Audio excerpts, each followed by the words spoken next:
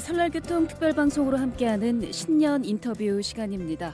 설 연휴를 맞아서 특별한 분을 만나보려고 하는데요.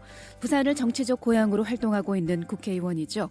국회 안전행정위원회 유재중 위원장과 함께하겠습니다. 안녕하세요.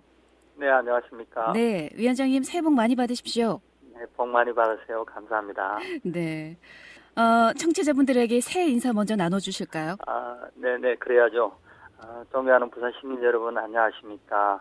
가족끼리 정말 모여서 웃음꽃 나누는 그렇고 즐겁고 행복한 시간이 되시고, 올해 또 큰 아픔 없이 건강하게 행복한 그런 해가 되기를 바랍니다.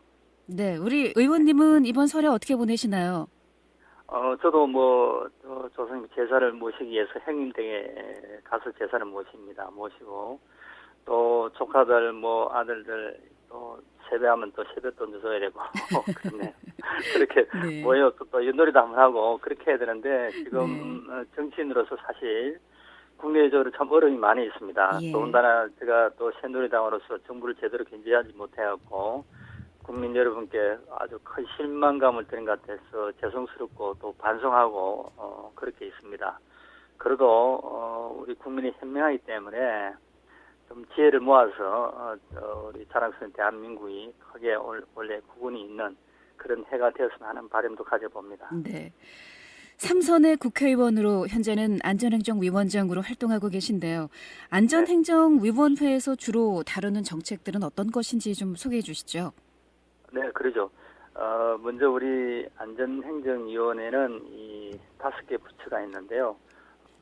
기관이 행정자치부, 국민안전처, 경찰청, 인사혁신처 및 중앙선관위로 이렇게 기관을 우리 관장하고 있습니다. 예.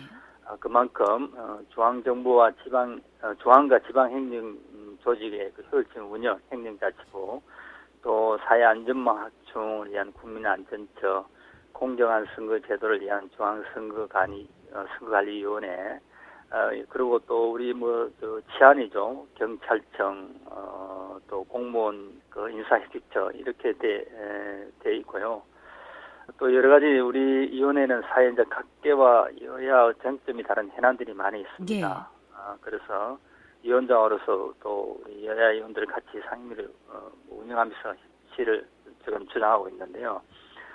특히 우리 행정 공무원 조직이라든지 치안이라든지 이런 것이 많아가지고 좀 갈등적인 요인이 있어요. 지금 또 선거가 있기 때문에 선관위에 관계되는 선거법이라든지 이런 게 있어서 좀 힘든 상임이죠, 뭐. 네. 안전행정위원회의 업무들을 소개해 주셨고요. 주요 네. 현안들 좀 어려운 부분들이 있다는 말씀을 해 주셨는데요. 쟁점이 네네. 되고 있는 주요 현안들 어떤 게 있을지 좀 정리를 해볼까요? 네.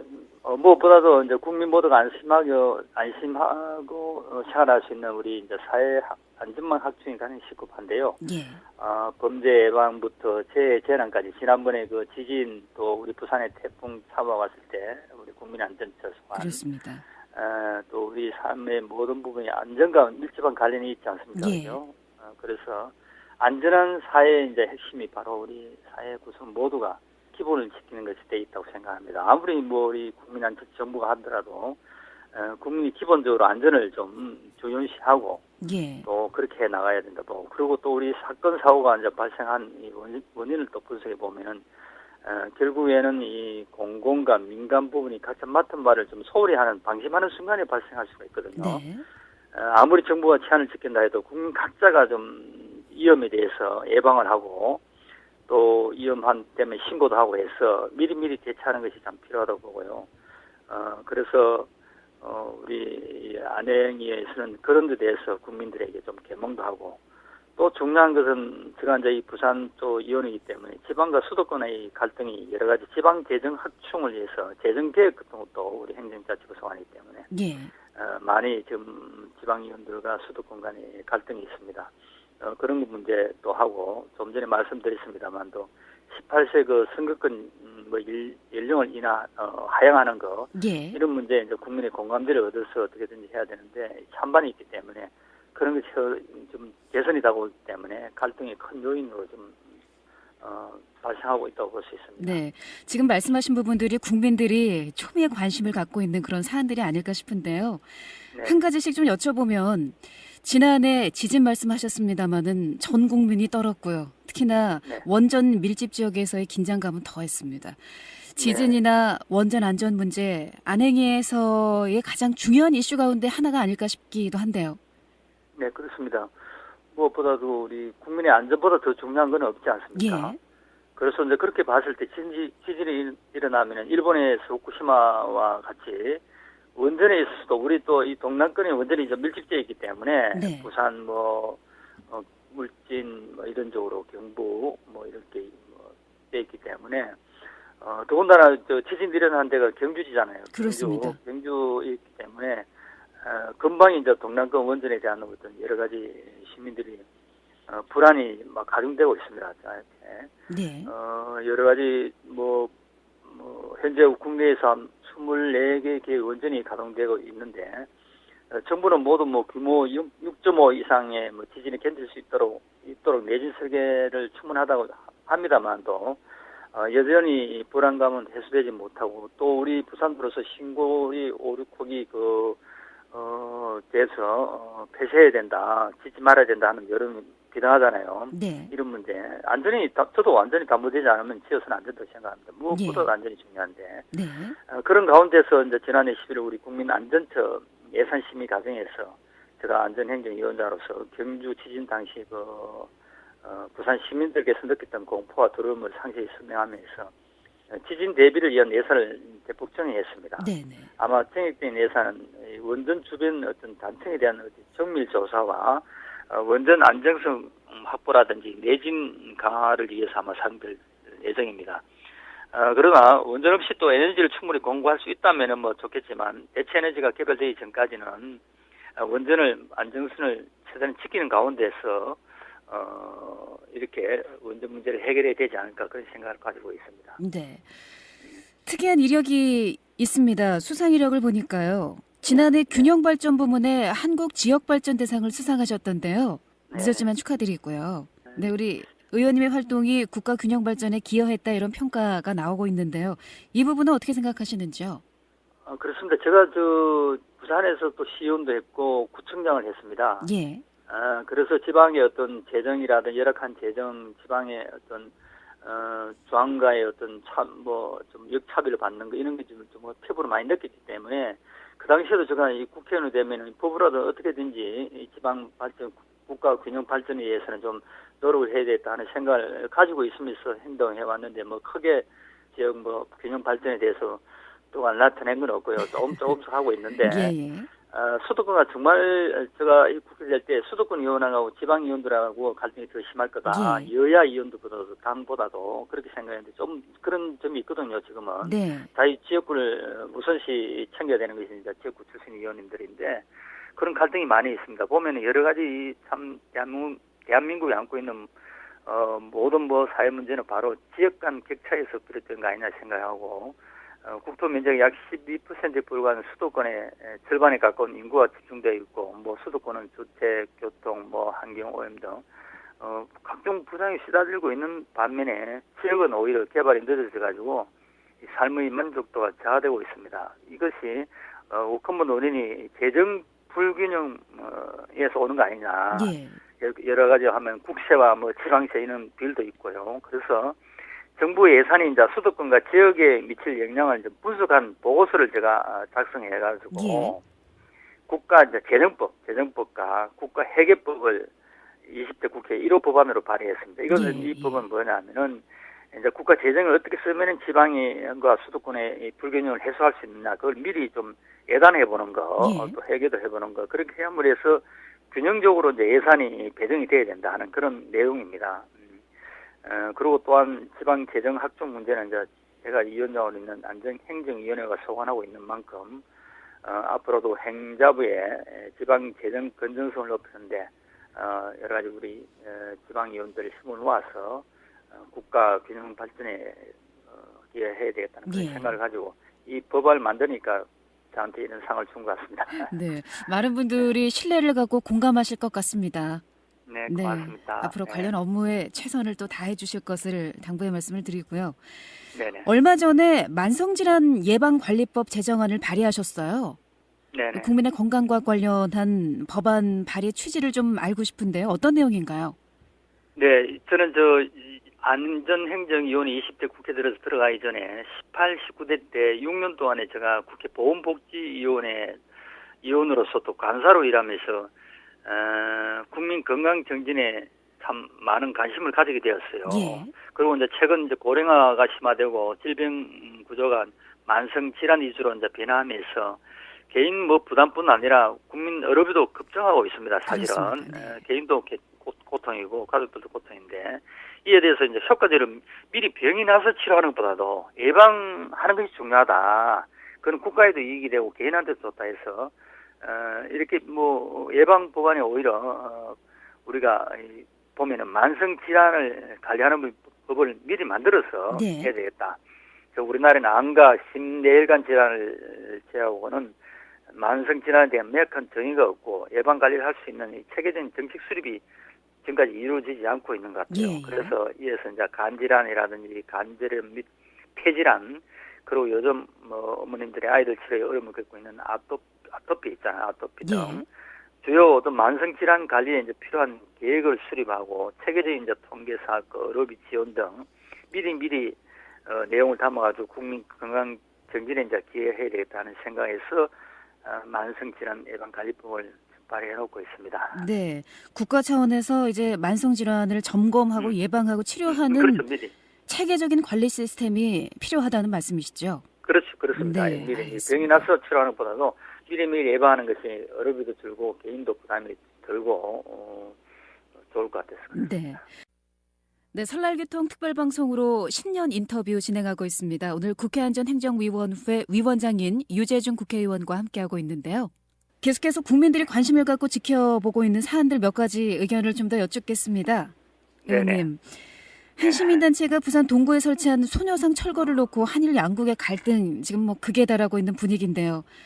양국 정부의 합의에 따라서 10억엔을 받았기 때문에 소녀상을 철거하라. 이게 이제 일본의 입장이고요. 네네. 이 문제에 대해서는 의원님은 어떻게 보시는지요?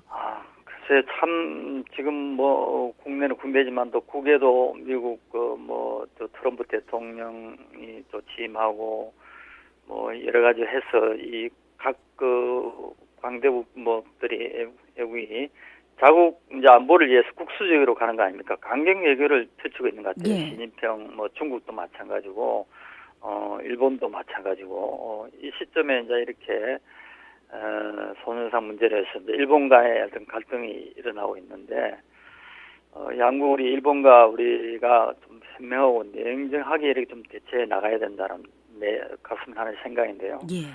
물론 이 과거사 청산 참 중요합니다. 중요하고 빨리 어떤 이 갈등에서 벗어나야 되는데 진정성 있는 어떤 상황 일본도 있어야 될 것 같고요. 그러나 또 외교적인 문제에서는 또 국가 간에 외교를 했기 때문에 그것도 인정치 않을 수도 없고 하기 때문에 좀 양국이 모두 국위에 좀 이롭게 나갔으면 하는 생각을 가지는데요.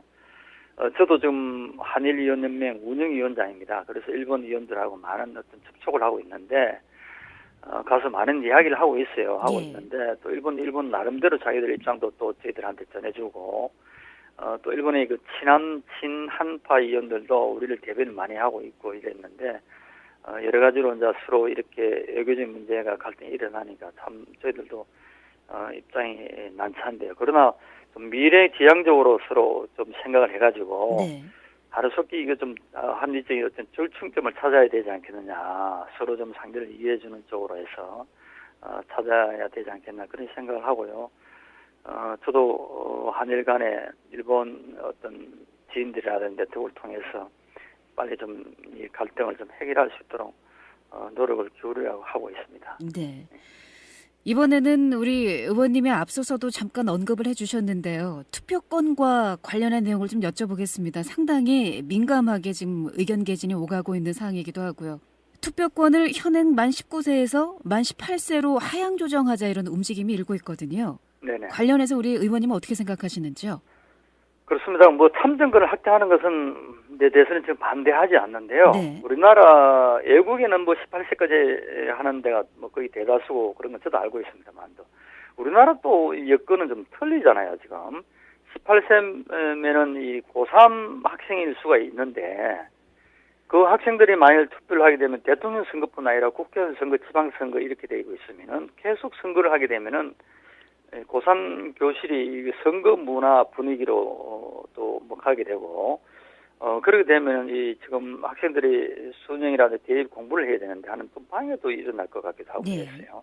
저는 뭐 18세 해도 되고 이제는 하는데 이래 되면은 그 학령 그 있잖아 학교 정 말하자면은 뭐 초등학교를 만 7세에서 만 6세로 좀 입학을 해가지고 18세가 되면은 이 학교를 고등학교를 졸업하고 그 난 이후다. 네. 유엔 투표하는 것도 뭐 괜찮다 생각을 하는데 네.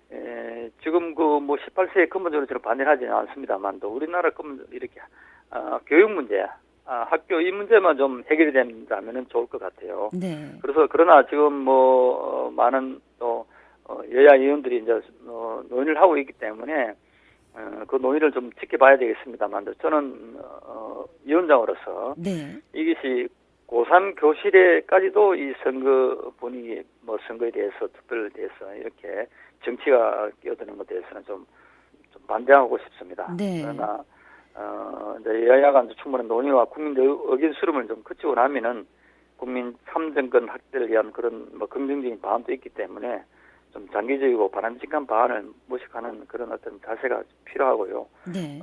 지금도 우리 옛날 같으니까 아이들이 일찍 성숙되고 또 일찍 뭐 유치원 뭐 이렇게 어느 집 다니고 있기 때문에 6세에 입학해서 고등학교를 졸업시킨다든지 18세면은 이렇게 하는 방안도 좀 생각해야 되지 않겠나 네. 생각합니다. 무조건적인 반대는 아닙니다만 학업에 지장을 줄 수 있기 그렇죠. 때문에 좀 걱정이 된다 이런 네. 말씀이시네요. 예. 네, 알겠습니다. 그런 상태에서는 하기 힘든 거 아닌가 네. 생각합니다. 네. 새누리당의 혁신과 개혁을 요구하는 목소리 많이 들으실 텐데요. 우리 네네. 의원님도 새누리당의 변화의 필요성에 어느 정도 공감을 하십니까? 아유, 저 깊이 공감하고요. 지금까지도 저 또한 또 뭐 반성하고 있습니다. 정말 열심히 국정을 좀 견제했더라면은 국민들에게 이렇게 힘들게 좀 어떤 짜증스럽게 만들지 않았을 건데 하는 그런 생각을 가지면서 참 반성하고 국민들에게 용서를 구하고 싶거든요. 집권당으로서. 그러면 이제 이렇게 해서 이런 가운데서도 무조건 뛰쳐나가는 것보다도 이 당에서 국민들의 용서를 구하고 반성하고 새롭게 좀 튀어나올 수 있도록 혁신, 국민의 눈높이에 맞도록 혁신해 나가는 것이 우리의 도리다 저는 생각을 합니다. 그게 예. 책임지는 자세라고 보고 있거든요. 그래서 우리 새로이 이제 임명진 비대위원장을 중심으로 해가지고 인적 쇄신, 지금까지도 다선 의원들이 사실은 책임이 많이 해요. 다선 또한 오랫동안 정치를 하면서 이 정부의 어떤 잘잘못을 견제를 확실히 해줬더라면은 하는 건 아쉬움도 있기 때문에 저도 뭐 포함되겠죠. 삼선이니까 그런 것도 있고요. 그래서 그런 것을 좀 반성하고 새롭게 좀 확실히 혁신해 나가는 예. 때를 깎는 그런 혁신이 해 나간다면은 국민들도 용서해 줄 생각하고 그런 가운데 이제 거듭 뭐 새로 태어나기 위해서 우리가 비대위원장 중심으로 인적 쇄신이라든지 우리 것을 내려놓자, 기득권을 내려놓자, 하나하나 국민이 요구할 때까지 국민이 생각지도 않은 것까지도 바꿀 수 있도록 해야만이 그게 진정한 개혁이다 생각해서 하여튼 뭐 국민의 소리에 귀담아 듣고 국민에 가까이 가기 위해서 우리가 정치 혁신, 뭐 인적 쇄신, 정당 혁신, 뭐 정책 혁신 이런 것을 하나하나 해나가고 있기 때문에 아마 국민이 좀 지켜봐 주셨으면 좋겠습니다. 네. 자, 오늘 신년 인터뷰는 국회 안전행정위원회 유재중 위원장과 함께했고요. 의원님, 네네. 네, 설 잘 세시고요. 네, 그럴게요. 예, 앞으로도 우리 국민의 무엇보다도 국민들이 어렵고 힘든 국민들이 행복하고 건강했으면 좋겠습니다. 네, 오늘 귀한 시간 내주셔서 감사합니다. 네, 고맙습니다. 네, 설 잘 쉬세요. 고맙습니다.